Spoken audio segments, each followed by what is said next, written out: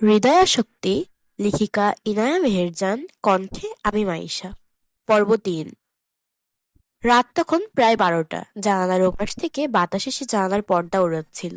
আমি মনোযোগ দিয়ে দেখছিলাম। বিছানায় শুয়েছিলাম, চোখ বন্ধ করলেও ঘুম আসছিল না। ফোনটা হাতে নিয়েই ছিলাম। স্ক্রিনে রোশনের নাম জ্বলজ্বল করছে। অনেক মেসেজ দিয়েছে কিনা নোটিফিকেশন দেখা যাচ্ছে। আমি ফোনটা আনলক করলাম। হোয়াটসঅ্যাপে অসংখ্য মেসেজ। কোথায় তুমি? উত্তর দিচ্ছ না কেন? কি করছো? সিন করছো না কেন? আমি তোমার দরজার সামনেই আছি, ইত্যাদি। আমি আচমকা আবার মেসেজটা ভালো মতে পড়লাম যে সত্যি দরজার সামনে আছে কিনা। দরজা খুলে দেখি সত্যিই ও দাঁড়িয়ে আছে।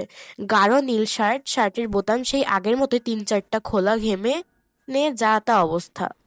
হাতে বাইকের হেলমেট, বাইক বোধহয় নিচেই আছে। আমি কিছু বলার আগেই ও আমাকে সাইড সরিয়ে গড়গড় করে রুমে ঢুকে গেল। রুহানা, ও রুহানা, একটু কাছে আসো না, আমায় ভালোবাসো না? তোমার ওড়নার আঁচল দিয়ে একটু বাতাস করো। ও রুহানা। আমি তাড়াহুড়া করে রুমের দরজা লক করলাম। রোশনের কাছে এগিয়ে গিয়ে বললাম, আপনি এখানে কেন?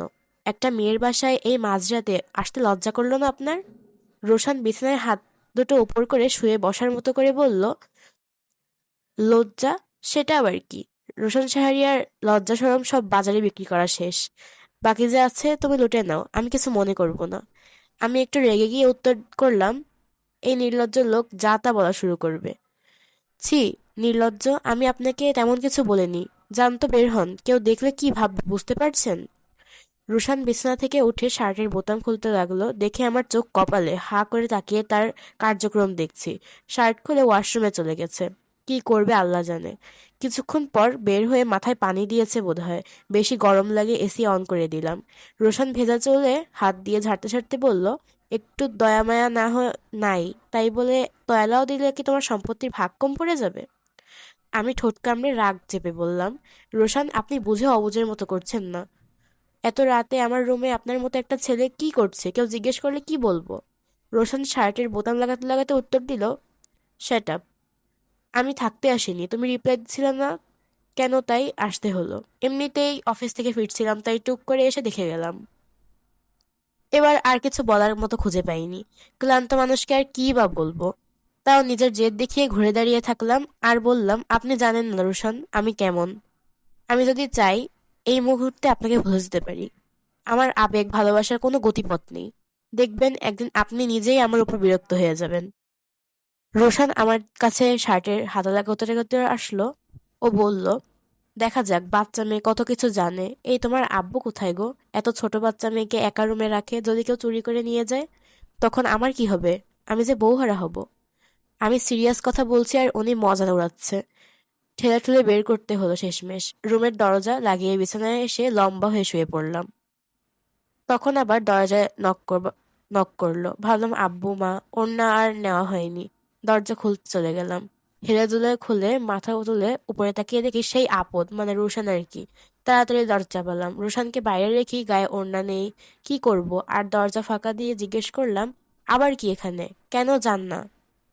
কাজ নেই? আপনার বাসায় যান, এখানে কি? রুশান চুলে আঁচড়াতে আঁচড়াতে বলল, তুমি অনেক সুইট কিনা তাই একটু টেস্ট করতে এলাম। দরজা খোলা আজ।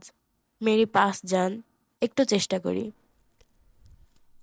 আমি কপাল কুঁচকে হাঁ করে রইলাম। তাও বললাম, কি সমস্যা বলুন। নয়তো দাঁড়ান, আমি ওড়না পরে আসি, ভিতরে ভুলেও আসবেন না। আমি বিছানা থেকে ওড়না গায়ে মাথায় গিয়ে ঘুরে দাঁড়ালাম। দেখি রোশন পিছনে রেগে বললাম, এই আপনাকে ভিতরে আসতে না করলাম না? যান, বের হন। আর বলুন, কি সমস্যা? আবার কেন এমন নির্লজ্জের কথা বলছেন? রোশান আমার কাছে আসছে। আমি ভয়ে পিছিয়ে যেতে যেতে বিছানায় পড়ে গেছি। রোশান আমার উপর দিয়ে বিছানা থেকে নিজের হেলমেট হাতে নিতে নিতে দাঁড়ালো আর বলল, কিছুই তো করলাম না, ভয় পাও কেন এত? আমার প্রাণ প্রিয় হেলমেট তোমার সাথে রাত থাকতে চেয়েছিল, আমি থাকতে দেইনি। টাটা সুইটি, কালকে দেখা হবে। ঘুম পেয়েছে খুব। আল্লাহ মাবুদ, শেষমেশ গেল। আমার তো ভয়ে হাত পা কেঁপে ঘেমে নে একাকার অবস্থা। আই ফিল গরম। পরের দিন সকালে আমি কলেজে গেলাম। অনেক রাত করে ঘুমানোর ফলে দেরি হয়েছে। ক্লাসে মন বসছিল না। আমি জানালার বাইরে তাকিয়েছিলাম।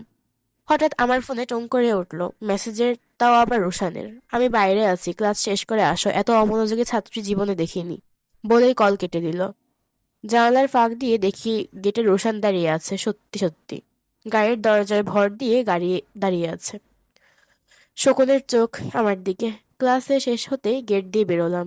রুশান কোনো হুহা কিছুই বলল না, গাড়ির দরজা খুলে দিল, তারপর বলল চলো। আমি তো অবাক। চলো মানে কোথায় যাব? আজব, কোথায়? কথা নেই, বার্তা নেই। আপনার সাথে কোথায় যাব? আরে বাবা, প্রশ্ন করো না, শুধু তোমার সাথে চলো। তারপর তো দেখবেই নাকি তুমি অন্ধ। আমার ভেতরের জেদ বলছিল যাস না রুহানা, যদি তোকে কিডন্যাপ করে। কিন্তু পায়ের আর শক্তি নেই, তাই উঠে বসলাম গাড়িতে। গাড়ি চলতে লাগলো শহরের ভিড় পেরিয়ে। জানালার বাইরে আলো অন্ধকার মিশে যাচ্ছিল। রোশান কেন কোন কথাই বলছিল না। এই বাচাল আজ তো চুপচাপ কেন? আমিও আর কি চুপচাপ তার পাশে বসেছিলাম। গাড়ি একটা পুরোনো দোতলা বাড়ির সামনে থামলো। চারপাশে নির্জনতা, কেমন একটা গুনশান গা ছমছমে। রোশান আমার দিকে তাকিয়ে বলল, এখানে আমি একা থাকি মাঝে মাঝে। তোমাকে দেখতে চেয়েছি, তাই নিয়ে আসা। আমি অবাক হয়ে বললাম, কেন? রোশান গাড়ির সিটে হেলান দিয়ে মাথা আমার দিকে ঘুরিয়ে বলল, আমি তোমাকে চেয়েছি মানে তোমার মৃত্যু আমাকে আটকাতে পারবে না, তাই সেই হিসাবে আমার সবকিছু জানার অধিকার তোমার। আর কিছু বলতে পারলাম না। আমার গাড়ি থেকে নেমে সিঁড়ি বেয়ে ওপরে উঠলাম। ভেতরে ঢুকতেই দেখি অল্প আলো, অন্ধকার অবস্থা, দেয়ালে পুরনো কিছু ছবি, এক কোণে বইয়ের স্তূপ, আরও কিছু আসবাবপত্র। রোশান হাঁটতে হাঁটতে জানালার কাছে দাঁড়িয়ে বলল, রোহানা, আমি জানি আমি তোমাকে এমনভাবে চেয়েছি যা হয়তো অন্যায়, কিন্তু আমি আর পারছি না, তুমি ছাড়া আমার কেউ নেই। আমি তার দিকে তাকিয়ে রইলাম। এই প্রথম রোশানের চোখে অসহায়ত্ব দেখলাম। আমার বুকের ভিতর হাহাকার করে উঠল। আমি রোশানের কাছে এগিয়ে গিয়ে বললাম, রোশান, এমন পাগলামি করছেন কেন? বোঝার চেষ্টা করুন প্লিজ। রোশান আমার দুই কাঁধে নাড়িয়ে বাচ্চাদের মতো জিজ্ঞেস করলো, রোহানা আমার বউ হবে? আমি তোমাকে ছাড়া একদম মরে যাব। I need you Rohana, I need you.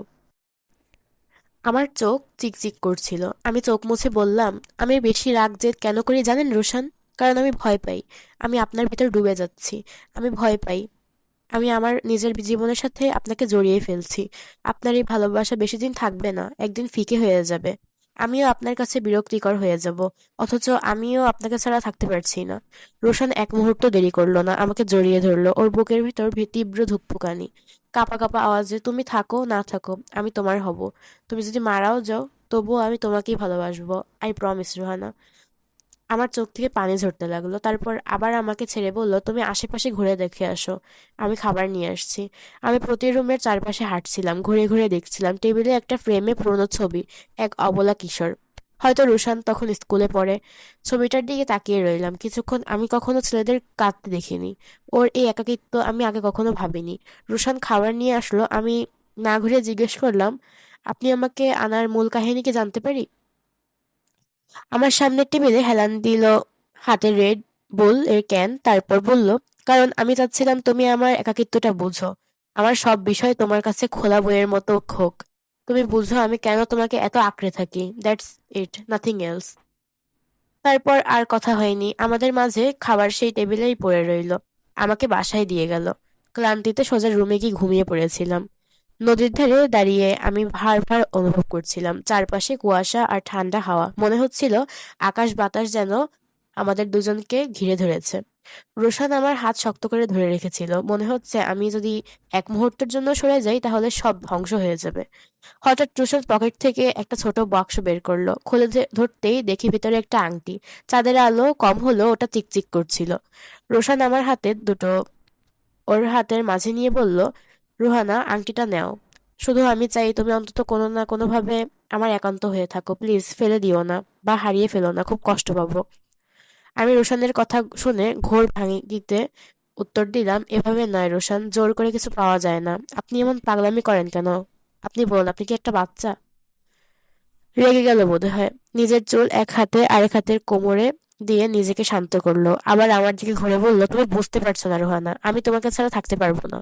আমি হয় তোমাকে পাবো, নয়তো আমি থাকবো না। তুমি ছাড়া আমার কেউ নেই, বুঝতে পারছো না? নেহাত আমি ভদ্র না হয় কখন তোমায় তুলে নিয়ে বিয়ে করে বাসর সেরে ফেলতাম। রোশান এগিয়ে এসে আমার মুখের সামনে আংটিটা ধরলো। শেষবার বলছি, এটা নিবে নাকি পানিতে ফেলে দেবো? হু অ্যান্সার মি রোহানা ফার্স্ট। আমার নিঃশ্বাস বন্ধ হয়ে আসছে। চারপাশে হাওয়ায় আমার কাছে বৃথা। আমি বুঝতে পারছিলাম রোশান সত্যি সত্যি এটা করতে পারবে, আর করলেও অনেক কষ্ট পাবে। আমি হাত বাড়িয়ে আংটিটা নিলাম। ঠিক আছে, আমি নিলাম, কিন্তু এর মানে এই না যে আপনার আমি হয়ে গেলাম। এটা মনে রাখবেন। রোশান খুশিতে আমাকে জড়িয়ে ধরলো, আবার ছেড়ে দিয়ে বলল, আমার কাঁধ বাঁকিয়ে বলল, আরে তুমি বললেও আমার, না বললেও আমার, এটা শুধু প্রমাণ। কি লজ্জা লাগছে, লজ্জায় আমার গাল লাল হয়ে যাচ্ছে। ও আমার আঙুলে আংটিটা পরিয়ে দিল, তারপর বাড়িতে গিয়ে দাঁড়ালাম। আমি আংটিটা বারবার ঘুরে ফিরে দেখছিলাম, চেয়েছিলাম কিন্তু পারিনি। ভাবলাম ডায়েরি খুলে লিখি কিছু। আজ আমি একটা প্রতিশ্রুতির ভিতরে আটকে গেলাম। আমি জানি না এটা কেমন ভালোবাসা নাকি অন্য কিছু। আমি জানি না আমি মুক্তি চাই নাকি এই ভালোবাসার শিকলেই বাঁচতে চাই। পরদিন ক্লাসে বন্ধুরা খেয়াল করলো আমার আঙুলের আংটিতে আংটি থাকতেই পারে, স্বাভাবিক, কিন্তু এর মধ্যে আবার রোশান লেখা। শুধু আর হলেও না হয় বোঝানো যেত। বান্ধবীরা এই নিয়ে মজা শুরু করলো। ওই রোহানা, বিয়ের খবর লুকাচ্ছিস নাকি? লাভ নেই, আমরা বুঝে যাই রে, সত্যি করে বলে দে প্লিজ। আমি জোর করে হেসে কিছু না বললে ক্লাসে চলে এলাম। আর কি বলবো, বলার কিছুই নেই। বিকালে রোশান গেটের সামনে দাঁড়িয়ে আছে। আমি বের হতেই আঙুলের দিকে তাকালো। হাতে আংটি দেখে মনে হচ্ছে গর্বে গর্ভবতী হয়ে যাচ্ছে রোশান। রোশান মজা করেই বলল, আরে বাহ, আমি তো বলতেই আমার আংটি কাছে পড়ার, তুমি নিজে, আরে বাহ, আমি বলতেই আমার কাছে আংটির কি পাওয়ার। তুমি নিজ ইচ্ছায় আমার ইজ্জত লুটেছো কাল, এখন আবার আমার কি হবে? আর তো বিয়েই হবে না। আমার হাত থাকুক, তোমার হাত আমার ছুঁয়েছে, এখন কি হবে আমার? এবার আমি হতভম্ব হয়ে গেলাম। কি বলছে এসব? বুকে দুই হাত এদিকে ওদিক রেখে বলে উঠলাম, আপনি আমাকে জোর করেছেন, আমি নিজে নিতে চাইনি। এখন এসব নাটক করছেন কেন? আমি আপনাকে ছুঁয়েছি নাকি? রোশন চোখগুলো ছোট ছোট করে আমার দিকে নুয়ে জিজ্ঞেস করলো, তুমি চাওনি তাহলে কে হাত বাড়িয়ে দিয়েছিল? আমি বুঝি, কই আমার হাতে তো নেই। তুমি চাইলে দিতে পারো, আমি বারণ করব না। একটু থেমে আবার আমার চুলগুলো পেছন দিকে সরে সামনে আনলো। বলল, তোমার চুলের এগুলো কে কি বলে? ও হ্যাঁ, রাবার ব্যান্ড, ট্রেন্ডিং এ আছে। খুলে আমার হাতে পরিয়ে দাও তো, যত্ন করে রেখে দিব, পাক্কা, পিঙ্কি প্রমিস। আমি চুলগুলো পেছনে নিয়ে হাত দুটো ভাঁজ করলাম, চোখগুলো তার দিকে তাক করে উপরে তাকাতে তাকাতে বললাম, আমি আপনার লুতুপুতে গার্লফ্রেন্ড যে রাবার খুলে হাতে পরিয়ে দেবো? জানতো, বাসায় যাও। রোশান আমাকে পেছন দিকে ঘুরিয়ে চুল থেকে রাবার খুলে দিল, সাথে হাঁটু ছোঁয়া চুল পিঠে পুরো ছড়িয়ে গেল। সামনের দিকে দিয়ে ঘুরিয়ে আমার হাতে রাবার দিয়ে বলল, তাড়াতাড়ি করো, আমার অফিস যেতে হবে। আর তোমার চুল এত বেশি সুইট, এটাও রোশান আজ দেখলো। ছি ছি রোশান। আচ্ছা রোহানা, তোমার মাঝে কি নেই আমাকে একটু বলবো? আই প্রমিস কাউকে বলবো না, একদম ডার্ক। আমি তাড়াতাড়ি রোশানের হাতে রাবারটা পরিয়ে কোনো মতে পালাচ্ছিলাম। পেছন থেকে আবার ডেকে বলল, চুল বেঁধে নাও, কেউ নজর দিলে এই অবলা রোশানের বুকে ব্যথা করবে। তুমি তো বড্ড নিষ্ঠুর, কষ্ট বুঝবে না। টাটা। উফ, বাঁচলাম কোনো মতে। ওখান থেকে বাসায় চলে এলাম। ধন্যবাদ এতক্ষণ আমার সাথে থাকার জন্য। পরবর্তী পর্ব পেতে চাইলে অবশ্যই চোখ রাখুন ভয়েস বাই মাই সাথে।